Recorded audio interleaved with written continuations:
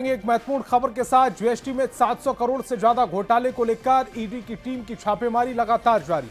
झारखंड के साथ महाराष्ट्र और पश्चिम बंगाल में भी ईडी की दबिश जारी है। रांची में फिलहाल 2 लोकेशन पर ईडी की टीम रेड कर रही है। रांची के मखीजा टावर और पीपी कंपाउंड के क्रीट ठक्कर के घर और दफ्तर पर यह दबिश की जा रही है। मामले में पहले भी 4 लोगों की गिरफ्तारी हो चुकी है। ज्यादा जानकारी दे रहे हैं संवाददाता ओम प्रकाश। बार फिर दबिश झारखंड में देखने को मिल रही है। राजधानी रांची और जमशेदपुर में ये दबिश जो है वो दी जा रही है। पूरा मामला जीएसटी के फर्जीवाड़े से संबंधित है, जिसे लेकर पूरी तरह से जो ईडी के अधिकारी जो हैं वो दबिश दे रहे हैं। न सिर्फ झारखंड बल्कि इसके साथ ही बात करें तो पश्चिम बंगाल और महाराष्ट्र में भी ईडी के अधिकारियों के द्वारा ये दबिश जो है वो दी जा रही है। हम आपको बता दें कि ये मखीजा टावर स्थित कृत ठक्कर का ही संस्थान है और यहाँ पर इस वक्त ईडी के अधिकारी पहुँचे हुए हैं। ये पूरा जो गड़बड़ झाला है वो करीब 730 एकड़ के करोड़ के आसपास का बताया जा रहा है, जिसे लेकर ईडी के अधिकारियों के द्वारा जो है वो दबिश दी जा रही है। इससे पहले भी जीएसटी घोटाले को लेकर जो है वो कार्रवाई की गई थी, जिसमें कि अमित अग्रवाल उर्फ भिक्की वलोटिया और शिव कुमार देवड़ा सहित 4 लोगों को गिरफ्तार किया गया था। शिव कुमार देवड़ा इस पूरे नेक्सस का मास्टरमाइंड बताया जा रहा है और उसी के जरिए जो जानकारियां मिली थी उसी के आधार पर ये रेड जो है वो कंडक्ट की जा रही है। अब देखना होगा कि इस रेड के बाद ईडी को क्या कुछ चीज़ जो है वो जानकारी के रूप में सामने आती है और किस तरह से इस पूरे नेक्सस का में और कौन कौन से लोग जुड़े हुए हैं या पूरा नेक्सस किस तरह से चल रहा था। इन तमाम चीज़ों का खुलासा होने की उम्मीद की जा रही है। जो जानकारी है उसके अनुसार कई शेल कंपनियां इनके द्वारा बनाई गई थी, जिसके ज़रिए ही ये पूरा जो भांडा गड़बड़ी है वो की गई थी। अब देखना होगा ईडी को इस मामले में क्या कुछ चीज़ें जो हैं वो मिल पाती हैं। कैमरामैन प्रभाकर के साथ ओम प्रकाश, न्यूज़ 18 रांची। और धनबाद में भी ईडी की दबिश लगातार जारी है। ईडी की टीम आपनो घर सोसाइटी और झरिया में छापेमारी कर रही है। टीम ने व्यापारी अमित अग्रवाल के घर और दुकान पर छापेमारी की। छापेमारी झरिया के व्यापारी अमित अग्रवाल से जुड़े जीएसटी चोरी के मामले में की गई, जिसकी अनुमानित राशि 200 करोड़ रुपए से अधिक बताई जा रही है। ईडी की टीम की दबिश देर शाम तक जारी रहने की संभावना है। ज्यादा जानकारी दे रहे हैं संवाददाता संजय गुप्ता। टीम ने दबिश दी है।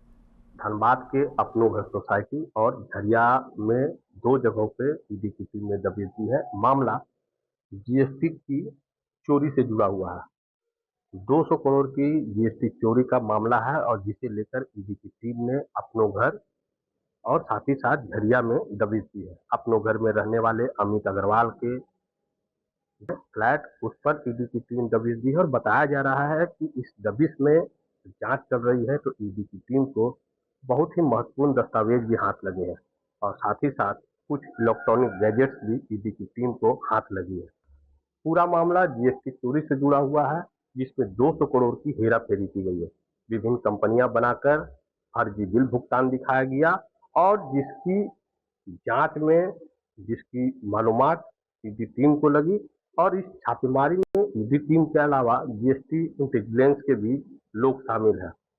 फिलहाल ईडी की टीम के लोग इस बारे में कुछ बताना नहीं चाह रहे हैं, लेकिन जीएसटी में भारी हेराफेरी की गई है, करोड़ों रुपयों की हेराफेरी की गई है और यही कारण है कि ईडी की टीम ने अब जो है दबिश दी है। और अब देखना है कि अमित अग्रवाल के अलावा इस जीएसटी चोरी में और कौन कौन से लोग शामिल हैं और उन तक भी ईडी की टीम पहुंचने का प्रयास करेगी। संजय गुप्ता, न्यूज़ 18 धनबाद। और धनबाद से बड़ी खबर है। धनबाद का कुख्यात खूंखार अपराधी यूपी के प्रयागराज में एनकाउंटर के दौरान ढेर हो गया। खूंखार अपराधी आशीष रंजन उर्फ छोटू को प्रयागराज की एसटीएफ की टीम ने मुठभेड़ के दौरान ढेर किया। पुलिस को मौके से AK-47 राइफल, 3 पिस्टल बरामद हुए हैं।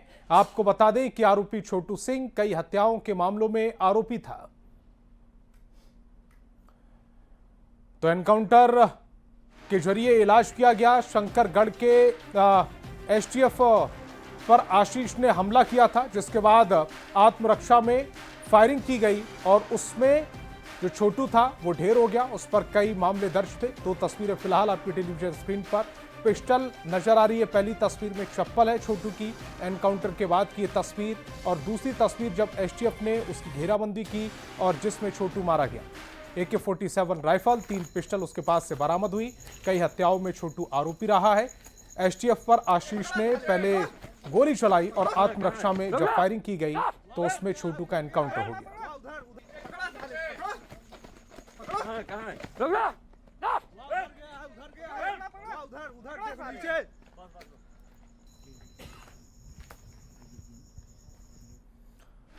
और रांची के कोतवाली थाना क्षेत्र स्थित शराब दुकानों पर चोरों ने हाथ साफ कर दिया। दुकान की छत तोड़कर चोरों ने चोरी की घटना को अंजाम दिया। महंगे शराब की बोतलें और दुकान में रखे कैश लेकर चोर फरार हो गए। आपको बता दें कि शराब दुकानों की सुरक्षा के लिए रात में गार्ड की भी व्यवस्था की जाती है, लेकिन ये गार्ड शायद कागजों पर ही ज्यादा रहते हैं, क्योंकि जब भी शराब दुकानों को चोरों को निशाना बनाना होता है उस वक्त गार्ड नहीं रहते या उन्हें भनक नहीं लगती।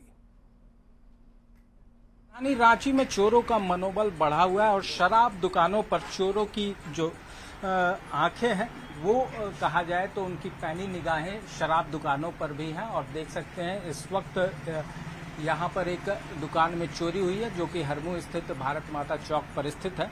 सरकारी शराब की दुकान है और यहाँ से कई शराब की बोतलें साथ साथ जो कैश है उसकी चोरी हुई है। ये जो देख सकते हैं जो छप्पर है उसे तोड़कर ये चोरी की गई है। जब तक ऑडिट पूरा नहीं हो जाता है कुछ भी बताना अभी संभव नहीं है। कैश जो होता है उस पर भी हाथ साफ किया गया।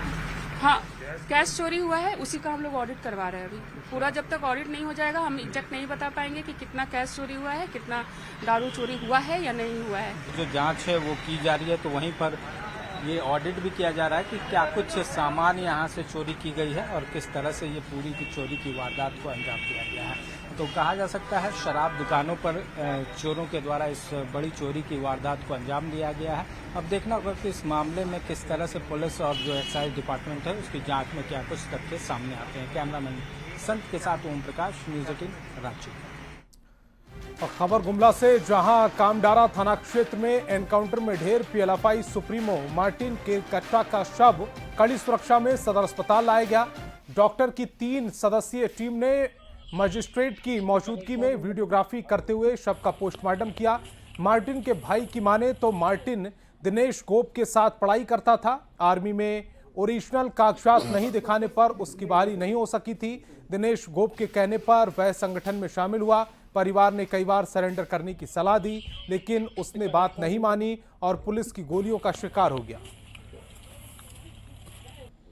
कौन से कॉलेज में? ये सब थी।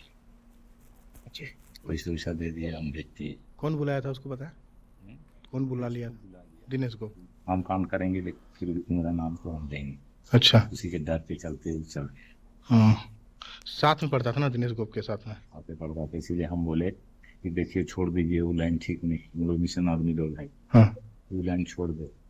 मैं ही तो ऐसे ही सब बोल रहा है कि तुम नौकरी भी करेंगे, लेकिन यूट्यूबर आ दिए क्या बोले तो मेरा नौकरी से निकल जाएगा। SIR के मुद्दे को लेकर विपक्ष लगातार सवाल उठा रहा है। झारखंड में भी अब SIR को लेकर सियासत आई। सत्ताधारी दल जेएमएम और कांग्रेस बीजेपी को सवालों के घेरे में लाया, तो वहीं बीजेपी ने विपक्ष पर अदालत की अवहेलना का आरोप लगा दिया। SIR का जो निर्णय है एक तानाशाही निर्णय है। ईदी अमीन का शासनकाल की याद दिलाता है। इस तरह के फैसले गैर लोकतांत्रिक है। बिना सभी दलों को विश्वास में लिए इस तरह की कवायद, और वो कवायद इसलिए है कि वो राजनीतिक रूप से कमजोर हो चुके हैं भाजपा के लोग। जुडिशरी पर भरोसा नहीं है और ये SIR पर प्रोटेस्ट करने वाले लोग तो मुझे लगता है देश विरोधी लोग हैं, जो मरे हुए लोग हो, जो घुसपैठियों के वोट पर और जो परमानेंट शिफ्ट हो गए हैं, पलायन कर गए हैं लोग 20-25 साल पहले, उनके वोट से जीतना चाहते हैं। यानी साफ आपको जेन्युइन वोटर्स पे विश्वास नहीं, आप सिर्फ फर्जी मतदान के जरिए जीतना चाहते हैं। तो ये शर्मसार करने वाला वाकया है। अब ईडी CBI खत्म, अब चुनाव आयोग को आगे करके वोट की चोरी करके अब ये बिहार में सत्ता हासिल करना चाहते हैं। तो लोकतंत्र में हम वोट की चोरी नहीं होने देंगे। वोट देना लोकतांत्रिक परंपराओं का, लोकतांत्रिक मूल्यों का अधिकार है और उस अधिकार को देश के प्रधानमंत्री और भारतीय जनता पार्टी छीनना चाहती है। और अमेरिका के राष्ट्रपति ट्रंप ने भारत पर 25% और टैरिफ बढ़ाने की घोषणा की, जिसको लेकर भारत ने आपत्ति जताई। लेकिन विपक्ष इस मामले पर केंद्र सरकार पर हमला कर रहा है और उनकी विदेश नीति पर सवाल उठा रहा है। बड़ी बड़ी बातें ये लोग डींग हाँकते हैं, लेकिन इनके जिद, हठधर्मिता और नासमझी के कारण ये देश किस हद और जा रहा है, ये समझने की आवश्यकता है। मिनिस्ट्री ऑफ एक्सटर्नल अफेयर्स के स्पोक्स पर्सन और उनका जो प्रेस रिलीज है, उसके बाद ये क्लियर हो गया है कि देश किसी भी तरीके से अपने जो आंतरिक हित है, अपने जो लोकल इंडस्ट्रीज हैं या नॉन वेज वाले दूध, ये सारे मुद्दों पे कोई कॉम्प्रोमाइज नहीं करेगा। तो मुझे नहीं लगता इसको दोहराने की आवश्यकता है। ये नया भारत है साहब, हम नई तकदीर लिखेंगे। और अमेरिका की ओर से भारत पर 50% टैरिफ लगाने पर झारखंड के वित्त मंत्री राधाकृष्ण किशोर ने कड़ी प्रतिक्रिया दी। वित्त मंत्री ने कहा कि अमेरिका भारत को आर्थिक रूप से परेशान करना चाहता है, जिस पर प्रधानमंत्री मोदी को संज्ञान लेना चाहिए। उन्होंने अमेरिका के साथ देश की वर्तमान नीतियों पर भी सवाल उठाए। व्यवस्था को कमजोर कर दें। प्रधानमंत्री जी को ये बताना चाहिए कि इस लड़ाई को लड़ने में उनकी रणनीति क्या होगी। वो कह रहे हैं कि हम इसका सामना करेंगे, सामना करने का रास्ता क्या होगा, ये उनको बताना चाहिए। और शिबू सोरेन का 3 नहान और 3 कर्म के साथ 10 दिवसीय श्राद्ध कर्म पैतृक गांव रामगढ़ के नेमरा में आज से शुरू हो गया। श्राद्ध कर्म को मुख्यमंत्री हेमंत सोरेन पूरा कर रहे हैं। इस मौके पर मां रूपी सोरेन, पत्नी कल्पना सोरेन, भाई बसंत सोरेन समेत परिवार के अन्य लोग मौजूद रहे। आदिवासी सरना रीति रिवाज से सभी श्राद्ध कर्म को किया जा रहा है। इस मौके पर भारी संख्या में सुरक्षा बल की तैनाती की गई।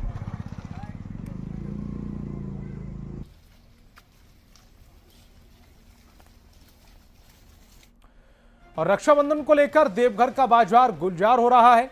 टावर चौक से लेकर आजाद चौक तक की सड़कों पर राखी बाजार सज गया है। रंग बिरंगी डिजाइन और पारंपरिक राखियों से दुकानें भरी पड़ी हैं। बच्चों के लिए कार्टून राखियों से लेकर महिलाओं के लिए कलाई की शोभा बढ़ाने वाली राखियां उपलब्ध हैं। तो एक बार आता ही है, हम भी रहते हैं और मेरे बच्चे भी रहते हैं। भाई के कलाई में राखी बांध के कैसा लगता है, कैसा ये पर्व है के लिए? बहुत उत्साहित रहते हैं। साल भर में एक बार का पर्व आता है भाई के लिए और भाई से गिफ्ट करने का मौका मिलता है, इसलिए बहुत एक्साइटेड। क्या गिफ्ट सोचिए भाई इस बार? इंतजार रहता है साल भर से। राखी की मार्केटिंग भी करते हैं। और रांची में सीआरपीएफ जवानों की सूनी कलाई पर बहनों ने राखी बांधकर उनकी सुरक्षा की कामना की। दरअसल देशवासी जब अपने घरों में पर्व त्योहार मनाते हैं तो वहीं देश की सुरक्षा आम तैनात जवान अपनी ड्यूटी पर मुस्तैद रहते हैं ताकि देशवासियों पर कोई आपदा ना आए, कोई संकट ना आए। इसे लेकर ही सीआरपीएफ की 133वीं बटालियन में राखी का त्योहार मनाया गया। बहनों ने जवानों को राखियां बांधी और उनकी सुरक्षा की कामना की। अधिक जानकारी दे रहे संवाददाता ओम प्रकाश।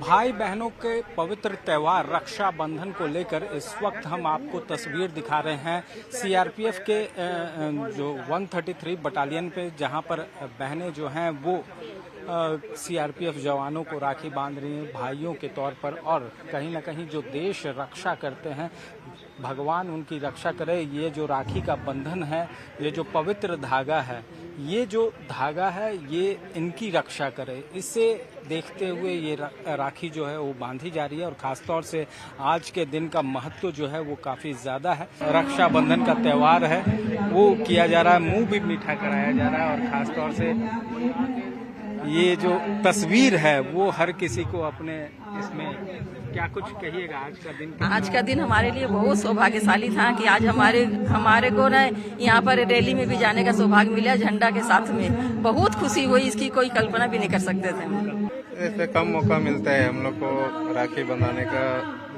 ऐसे जगह पे, लेकिन यहाँ अच्छा जगह है, बढ़िया है, अच्छा लग रहा है। देख सकते हैं यहाँ पर जो तमाम जवान हैं उनको राखियां बांधी जा रही हैं। और ये जो तस्वीर है वो अपने आप में काफ़ी कुछ बयां करती है। जिस तरह से ये पूरा त्यौहार जो है वो मनाया जा रहा है अपने आप में खास है। सर, आज का दिन जो है वो रक्षाबंधन मनाया जा रहा है।